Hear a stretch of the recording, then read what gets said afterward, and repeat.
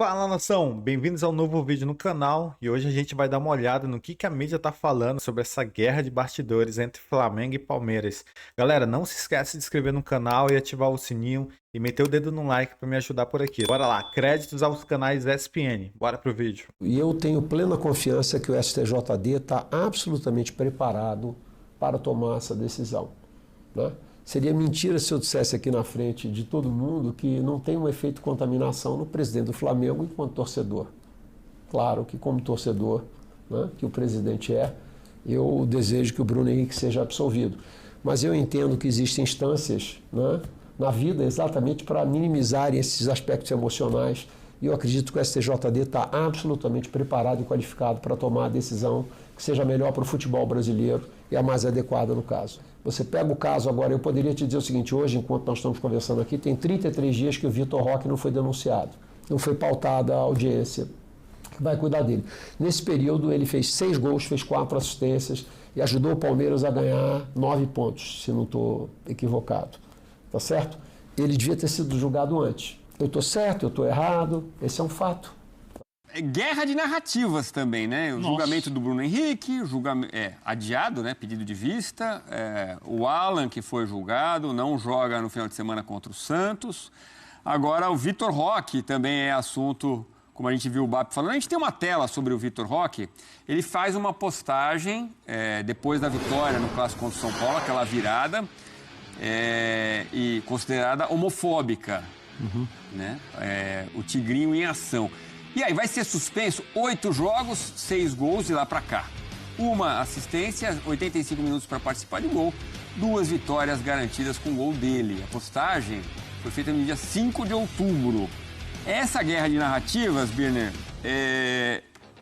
que parece que vai seguir, né? Porque temos a final da Libertadores no dia 29, os dois times brigando pelo título do Brasileirão também.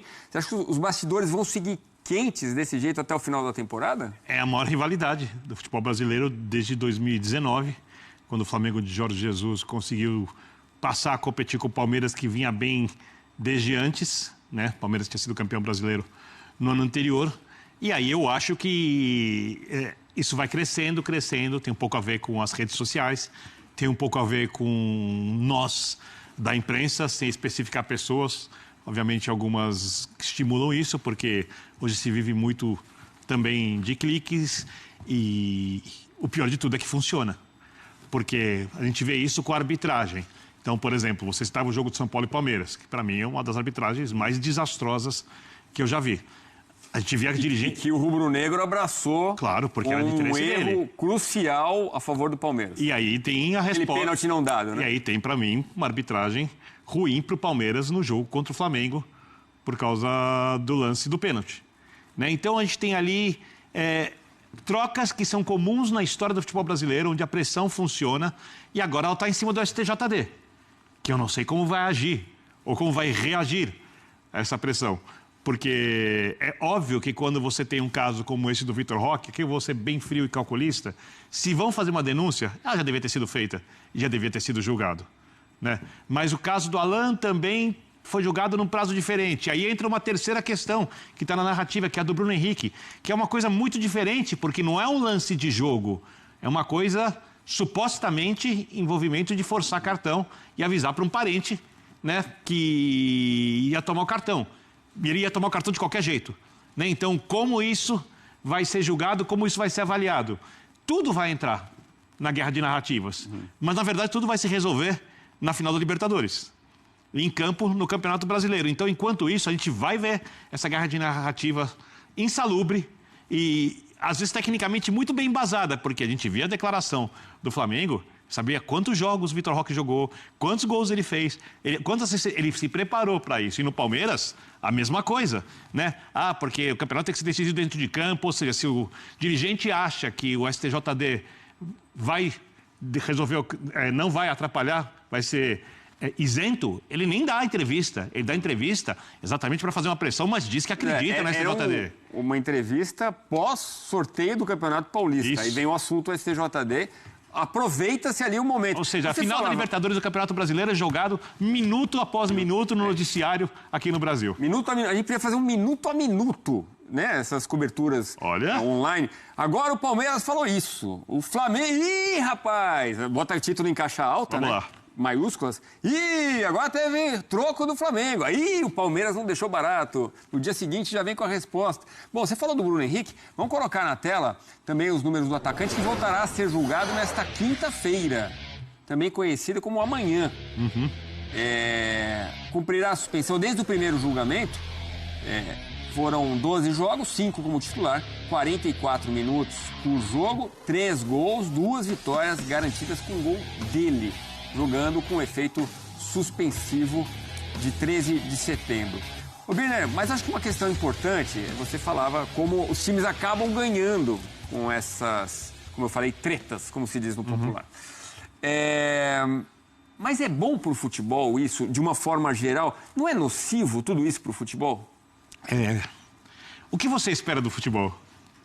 Porque eu não acho que o futebol é um esporte de justiça. Eu acho que que o futebol é um esporte de justiça e de injustiça. O futebol não foi feito para ser justo. O futebol foi feito para ser justo às vezes, para satisfazer essa vontade nossa das coisas serem justas, mas ele também é muito cruel. Né? Às vezes um time joga muito melhor, a bola desvia, ou um árbitro realmente erra, sem nenhuma intenção, e muda a história de um campeonato, de um clássico, de um jogo grande, muda o humor das pessoas. Eu acho que para a relação de torcedores que entram na guerra é muito nocivo. Porque o futebol é uma coisa que é uma paixão em que as pessoas têm que se divertir, elas podem ficar nervosas, mas depois elas têm que tirar um sarro, não pode virar ódio. E essa desconfiança de estar tudo contra o meu time não é legal. Você ter um campeonato sob desconfiança. Mas aí eu acho que... Eu sempre tenho essa discussão com o pessoal no linha de passe, porque às vezes eu tenho a impressão que algumas pessoas, e nós jornalistas, queremos tirar o futebol de um contexto brasileiro. O Brasil é um país onde as pessoas desconfiam de tudo, onde há teoria de conspiração em quase tudo, onde se procura um lado ruim até onde não tem. E eu acho que o futebol está dentro desse pacote. Ele não vai ser uma coisa, como que eu posso falar, asséptica, ou uma coisa, usar um termo, germânica, de um jeito disciplinado, suíça, num país que não é assim. Agora, o ideal era que a gente pudesse falar mais do jogo de futebol, mais dos lances bonitos, dos dribles, dos trabalhos dos técnicos, das festas das arquibancadas, que a gente pudesse ter as arquibancadas com 2 torcidas aqui em São Paulo. Quer dizer, o futebol brasileiro tem muitos problemas. Eu acho que esse é só um detalhe de momento e o ano que vem provavelmente haverá outros, porque no final das contas é assim. Quem gosta, gosta, quem não gosta, respeito. Rapaziada, a gente desconfia porque já aconteceu casos aqui no Brasil, né? Se não tivesse acontecido, beleza, mas a gente tem margem para desconfiança. E aconteceu aquele caso da arbitragem num período que não existia essas famosas bets, né? Não era popular. Já existia na época, mas não era popular. Imagina agora que é popular. Então é meio complicado da gente separar as coisas. Então foi uma boa resposta do BAP, porque a Leila vem se manifestar sobre o Bruno Henrique, mas, cara, ela não olha pro dela também, né? Olha o Vitor Roque, 33 dias, né, jogando bola. Então é a questão do cobertor curto, né, galera? E eu aproveito para mostrar o post do André Rizek, ele que foi responsável pela descoberta ali, né, daqueles erros de arbitragem que ocorreu naqueles anos. Bora ver o que ele tá falando ali sobre o Bruno Henrique. O Flamengo conseguiu demonstrar, e para mim ficou claro também, que o Bruno Henrique não cometeu manipulação esportiva. O que ele fez foi uma tremenda burrice, passar informações privilegiadas a terceiros, sem prejuízo ao clube.